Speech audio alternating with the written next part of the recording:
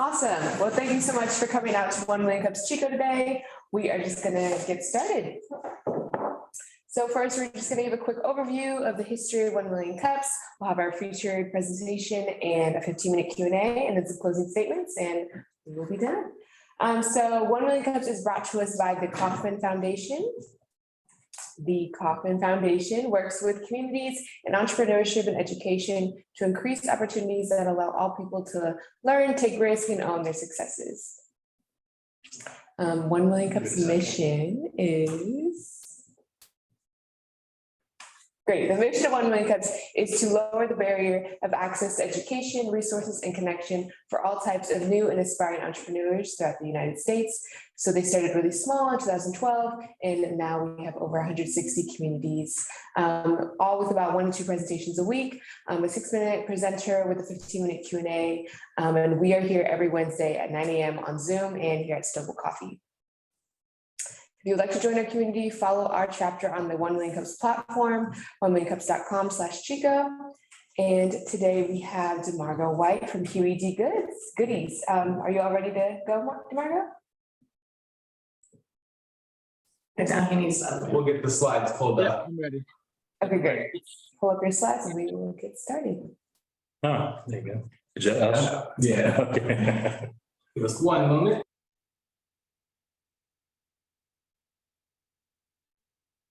Okay, sorry. Hi everyone. My name is DeMargo White, owner of Huey D's Goodies. I live in Kalamazoo, Michigan.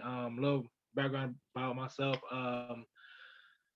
Born and raised here in Kalamazoo, Michigan. I attended Kalamazoo Public Schools. I graduated in 2009, and then from there I moved to Grand Rapids in 2010, where I started attending culinary school. While I was in Grand Rapids, attending culinary school, I worked in various different restaurants, as far as gastropubs, cafes, and high-end restaurants. And then while I think I was 26 when I decided to pretty much do my own thing. And then you go to the next slide. So the reason why I started my business is because I felt like no matter how many dishes I created, I just felt like I wasn't getting the recognition I deserved. And so when I was 27, I decided to pretty much move home and do my own thing. And another reason why I wanted to start my own business because I wanted to create generational wealth for my children and my grandchildren to pretty much pass down to generation and generation. Okay, next slide. So I moved home 2018, and then around that time, I was pretty much doing my entrepreneur journey. I was doing meal prep, catering, private dinners, and I just found myself getting spread real thin. So I sat down with my wife, and I decided, okay, I gotta focus. I gotta figure out. I gotta, find my niche. And then the reason I decided to go with cheesecake was because I sucked at it, and so. Henceforth, Huey D's Goodies in 2019 Huey D's Goodies was established. We specialize in gourmet cheesecake and cheesecake cupcake. Since 2019, we've been featured in numerous articles. We attend multiple events, pop-ups around the city, doing pop-ups around the city as vendors. And then, so right now we're on the hunt to find a warehouse to pretty much run our production kitchen out of, and also we're working on becoming our own distribution company. Next slide. A little bit more about Huey D's Goodies. So as far as again, we specialize in cheesecake. So we pretty much you can get do it by slices, whole cheesecake, cupcakes. As far as the prices go, it varies range between $30 and $60 depending on the flavors that you're gonna get. Just last year we made about 50K in sales. Nice. And I believe with that, I think the reason that happened because I felt like, we had a consistent presence on social media, and then also having a presence on Google definitely helped us out because we have a 5-star rating on Google, and definitely, having the support for the community, word of mouth goes a long way. And I think that definitely helped us, reach our goal last year. Next slide. So what's happening now? far as right now, we're featured in 7 locations surrounding Kalamazoo. So we're in 3 grocery stores, 2 restaurants, and I believe, let's see, it's 2, and I believe like 3 delis. And so we're looking to pretty much continue to grow our wholesale clientele while still trying to obtain a storefront. This presentation's obviously this presentation was for I did my presentation back in February, but back in February we attended the Callis University Makers, and there we sold over 1,000 cheesecake cupcakes in 2 days. So that was a huge milestone for us. The most rewarding thing about being an entrepreneur is definitely having the support of the community, because obviously without the community, I wouldn't even be where I am today. And probably the most frustrating thing I want to say is probably being away from my kids.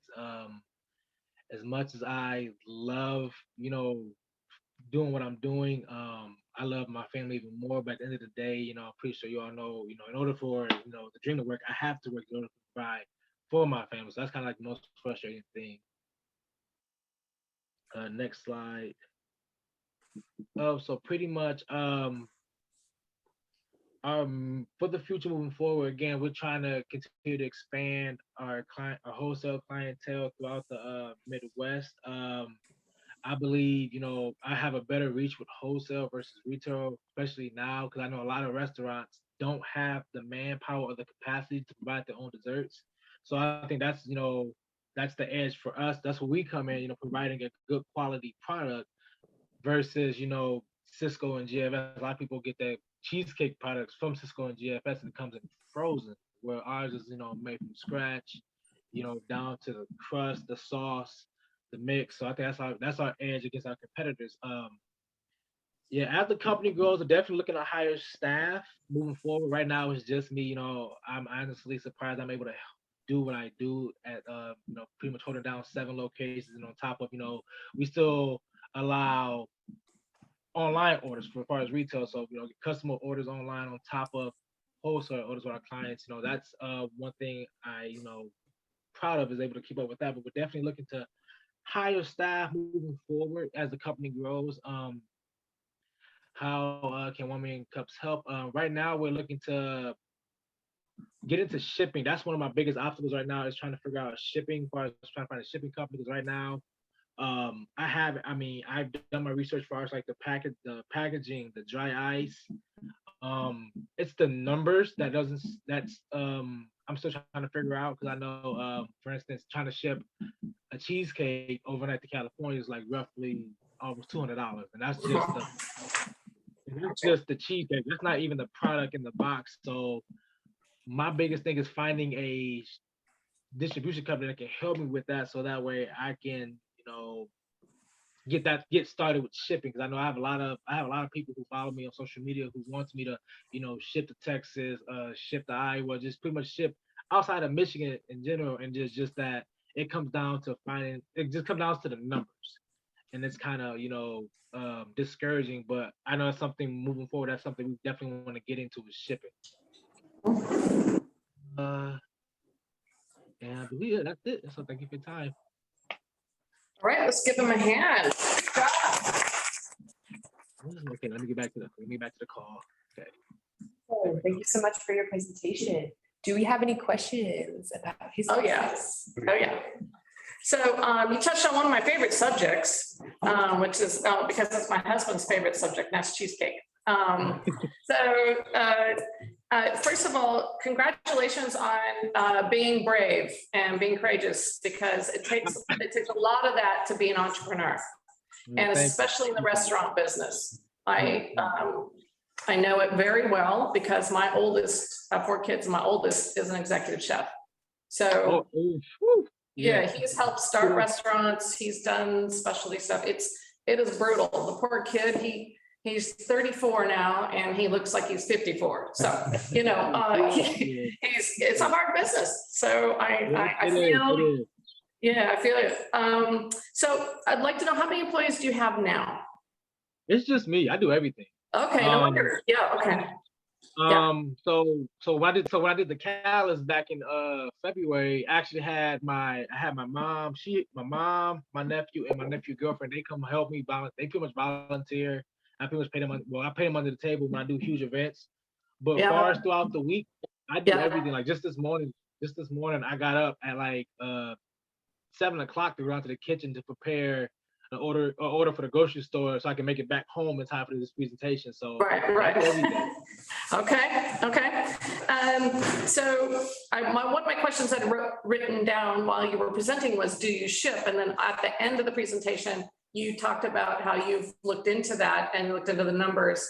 So you kind of already answered my question, like you're exploring that space, but you're not sure how you're going to make it work. I understand that. When I think about people who do that kind of dessert delivery, the high-end stuff or stuff that you know you're going to get consistent quality, one of the companies that comes to mind is Harry and David's. Are you familiar with Harry and David's? Okay, so no. they actually even have they started a relationship with somebody named Sherry's Cookies several years ago, and now they have a whole separate catalog of just her stuff. Now, they carry other people's stuff, but not a lot. It's so something to look into is Harry and David's. They do everything from fruit shipments to dessert shipments, that kind of stuff. I would highly encourage you to look into it. It may not be easy to break into that space with them, but they have shipping down.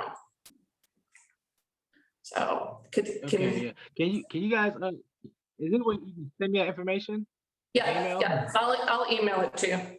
The next question is, are you experiencing Yes. Are you experiencing any supply chain issues with everything going on in the world?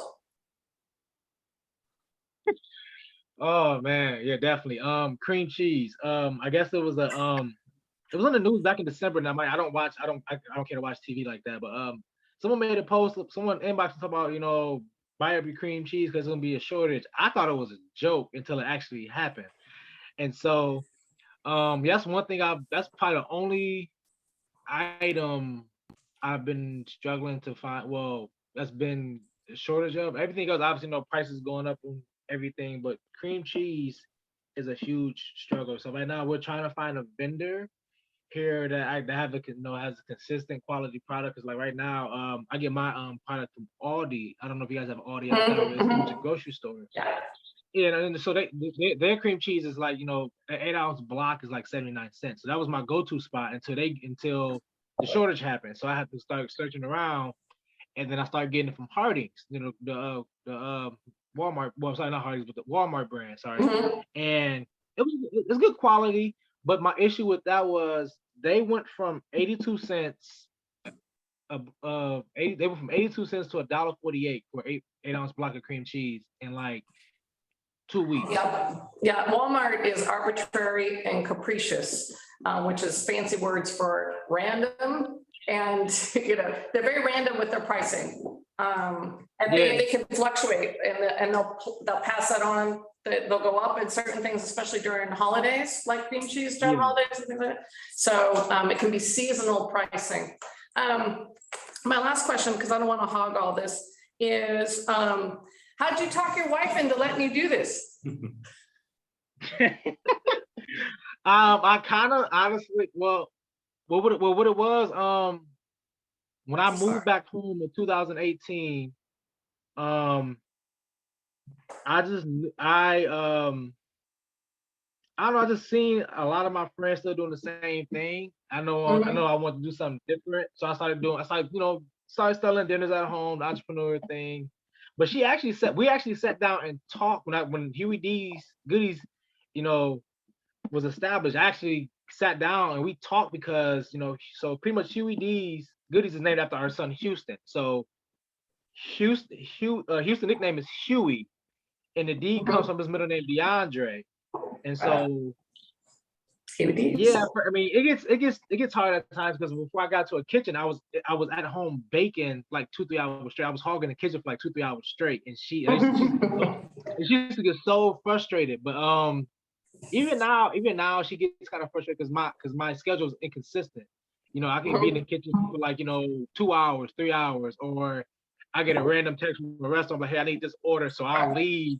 I'll wait till everybody go to sleep, and I'll go out to the kitchen at night and put the order in for the next day. So she's definitely supportive, but I know sometimes it's definitely frustrating because like I'm in and out, I'm constantly in and out the house, I'm constantly going shopping. So it's like trying to find a balance. But at the end of the day, being an entrepreneur, there's no such thing as a balance. You just kind of have to figure out what works for you. Yeah, for sure. I think, so thank you for fielding that non-business question, but it is a business question when your business affects your family. Well, congratulations. I'll let everybody else ask questions now, but congratulations. And I'll touch base with you on some other resources that are in your area and in your neck of the woods for entrepreneurial support. All right, thank you. You're welcome. So did Harry and David work with Sherry's Berries? No, that's a separate. I had wondered that too. And Sherry's Berries got bought, but anyway. I used to work at hopescookies.com on their website, and they baked cookies and would ship them out. So the stuff in their local zone around Pennsylvania would get there within like a day or so.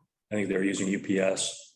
They weren't having to put the freeze-dried stuff, though. It was just they baked the cookies. They didn't have to bother with the dry ice or anything like that.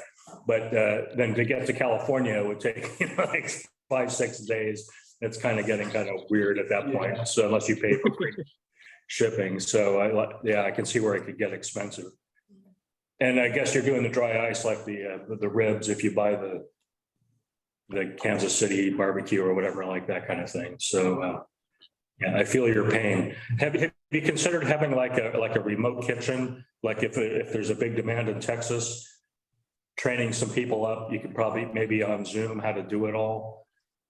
That's honestly one of the goals. Is to pretty much have multiple production kitchens in different cities, so that way, obviously the product get there a lot faster. So like right now, my goal is I was only focused on the Midwest, but the fact that you mentioned Texas, that got me thinking obviously a lot broader. So pretty much, my goal is to have a production kitchen here in Kalamazoo, Detroit, Grand Rapids, and like probably down somewhere in Indiana, the tip of Indiana. That's I mean, if it goes beyond that, that's perfect. But that's right now, that's something we're looking into, because I know that the way things going right now is the company's gonna keep expanding. Like even right now, I just partnered with this lady who has a food truck, and she travels for events and stuff like that, and she's actually booked all summer. So I already know just from partnering with her, Nice.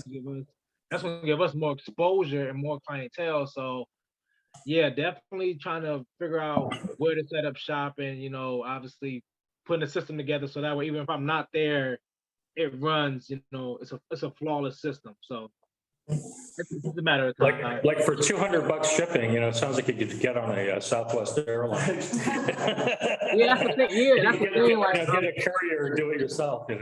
Yeah, and I thought about that, like because right now I'm working on getting a delivery van. Because right now I use my personal vehicle to do all the deliveries, and I've done deliveries to like surrounding cities to like 40, half an hour, 45 minutes away, and I'm doing this myself. So that's something we're also working on, and plus it has to be shipped. It has to be shipped overnight because it's a cheesecake, and there's no exceptions to that. It's just finding the right company that can help me do that. Right. I actually had a question. I kind of wanted to know more about, you said that you started doing cheesecakes because you were bad at it, and I kind of wanted you to elaborate on that a little bit more.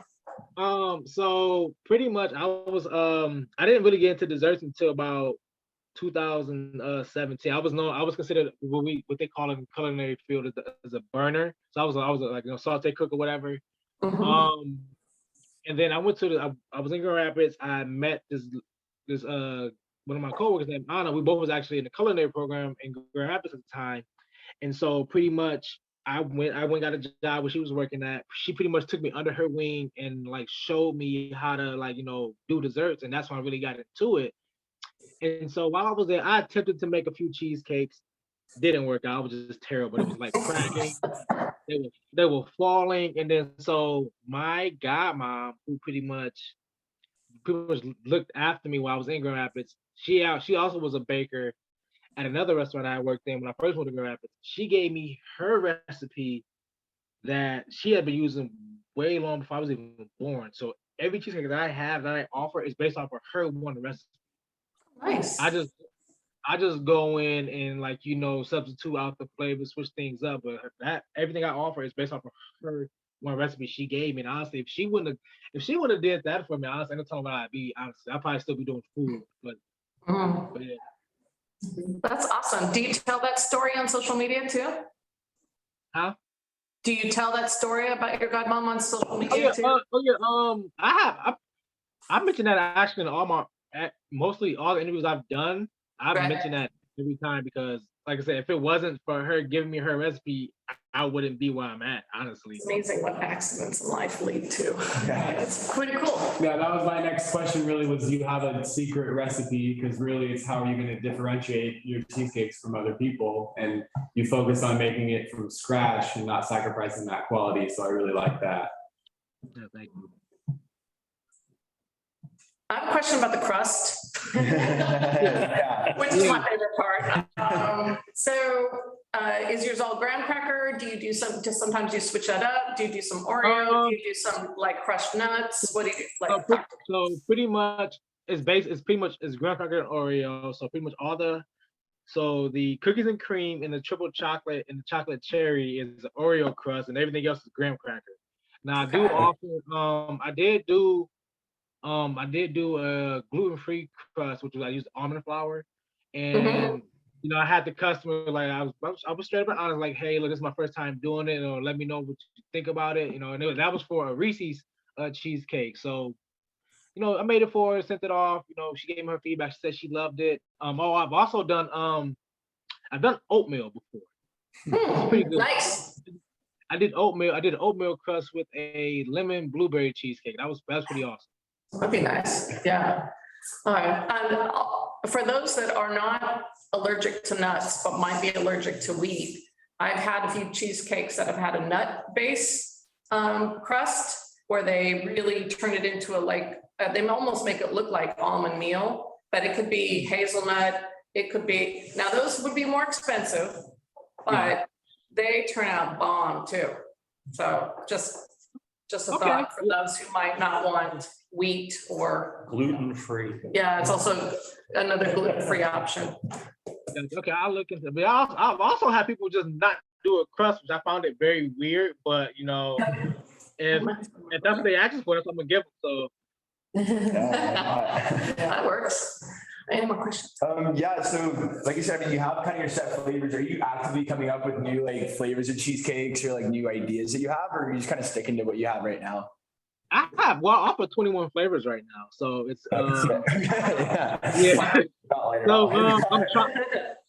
I'm trying to stay at 21 flavors, but it's so many flavors out there. Like the one I really want to put together is an upside down pineapple cake cheesecake. That's the one I really want to put together. I gotta find my cake recipe I had years ago. It was a solid white cake recipe, and I have to find that. But that's something I want to put together. There's another was that a raspberry cheesecake with a white chocolate drizzle. This past fall, me and another business, we had partnered together. We shared the same kitchen. We was doing a carrot cake cheesecake, and that went, that's so crazy. But for whatever reason, she wanted to discontinue it. So moving into this fall, I'm actually doing my own version of it because with that one, she would bake the cake, I would make the cheesecake, and I'll just probably put it together. But with this one, I'm doing this upcoming fall, it's gonna be all in one versus baking separate. It's gonna be baked together. But the sky's the limit when it comes to flavors. Like I did a Hawaiian themed cheesecake. I think last summer, late last summer. It was it was a pineapple flavored cheesecake, and I had the toasted coconut. What is that? Toasted coconut. Toasted coconut. This is not fair.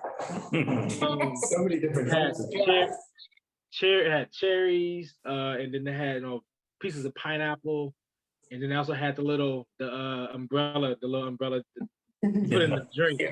So yeah, I mean far as flavors go, sky's the limit, but I don't want to obviously. Right, over diversify. Yeah. I think I'm sticking at 21 flavors, but as you know, the season change, introduce specialty items like Mother's Day. Last year I did chocolate dip. It was a chocolate dip cheesecake, pretty much with candy bars. So it was Snickers, Twix, Butterfinger, and I believe Reese's. Now that's only for Mother's Day. So I don't do that once a year. Kind of like how McDonald's only has a Shamrock Shake, come back it's a seasonal thing. So that's something I'm thinking about doing moving forward. Instead of just adding new items to the menu, I just do specialty items, a monthly specialty items as as the year goes on. So it's just just an idea. That makes sense. Do you have any more questions? I think maybe the last question I would have is, are you ever going to stray away from cheesecake? It sounds like you wouldn't need to. There's so many different options available. This guy's said. What I envision is so pretty much once Huey gets on autopilot, pretty much to where point I don't have to be there anymore. I probably want to venture out and and do a breakfast spot, a high-end restaurant. Like there was a company I worked for in Grand Rapids called the Essence Group, and they had three different restaurants, gastropub, high-end, and then bistro. And I kind of like that concept. I kind of wanted to have that same concept for myself. So yeah, I'm gonna always do food. So once I get away from cheesecake, I'll probably just start another food venture as far as but I think definitely I probably got another 9 years till that happens. I have a 10-year plan, but once that happens, I probably definitely start something different. But I'm always deal with food. I mean, that's something I love to do. That's great. I have a question for you. It sounds to me like your biggest problem is distribution. Cheesecakes are pretty fragile because I'm an amateur cook. They're pretty fragile. If you explored, rather than distributing the cheesecake to people, setting up something where the people come to you. What do you mean by that? For instance, if you had a storefront, a small storefront in various areas where there's high foot traffic, then you don't have the distribution problem that you have. So I don't know if it's viable, but. No, I understand what you're saying. I mean, what if you put one on Michigan State's campus? Or University of Michigan campus, or Grand Valley? Because I'm from Michigan, so I know all these. All right, Bob. Okay. There you go, Bob. So if you got a distribution problem, the alternative is to get the people to come to you. Right. Lance. Actually, so to Bob's point, where we're sitting right now is in a co-working space / coffee shop. Okay. And the coffee shop had a lot of, the people that own this had a lot of barriers to opening. It took them 5 or 6 years due to building problems, building out the building problems and some other things, right? In the meantime, they went to our local university to sell their coffee, right, there, because they knew that there was high foot traffic, to Bob's point, right? High foot traffic, and that they would start getting the brand recognized, because they literally had to put off opening by 2.5 years. So they're like, wow, well, how do we at least start getting our name out there and building a brand? They even took a coffee cart to, like the equivalent of a food truck, right? But not, to the campus for a while until they got accepted into the campus's cafes. So, yeah, and now the campus also allows for food trucks, right? When Black Kettle comes on, and so food trucks to also come on campus on certain days, occasionally. So I think Bob has a really good point there. While you are the distribution mechanism at the moment where you would drive to deliver it, it's a one-to-many strategy, right? So, and then separately, maybe you could use it as you ordered 3 cheesecakes, for this, you can go pick them up. Here's the closest place to you where you could go pick those up. And then you could leave it at that location, which maybe it's the university, maybe it's one of the delis that you're already serving, maybe it's right? And then you're not drugged all over Tarnation, right? That's all I was thinking, but that's my add-on to what Bob is having to say. Yeah, I mean, it makes a lot of sense. Like I said, that's why, yeah, I mean, that's why I want to have multiple production kitchens in different cities. So it'd be a lot easier to, so that way, you know, if we don't get into shipping, at least that we'll have, you know, we'll be in 3 other cities and people can come to us. Like I said, if you build it, people will come. Yeah, good point. Great. Yeah, awesome. Thank you so much. And we're just gonna do some closing statements and we will be done. So again, my name is Chanel Hamilton. I'm your host organizer, and we have Miss Eva Shepherd, who is our chapter lead. And we want to thank our community sponsors, Morgan Stanley, Chico Start, GrowTech, Global Entrepreneurship Network, T-Bar, Build.com, Startup Grind, Explore View County, and of course, Stonewall Coffee. And just some of our upcoming events that we have our mentor preview night on April 6th at 5:30 at Parkside Tap House. We have the Reading Venture Conference happening on April 8th. We have the Data Science Fest on April 1st. With local sponsors, judges, and consultants are needed for that event as well, with that information. And we will be here next Wednesday at 9 a.m. on Zoom and here at Stonewall Coffee with Big League Exchange. And you can sign up with our Chico Start newsletter. Thank you so much for coming out today. We really appreciate your presentation.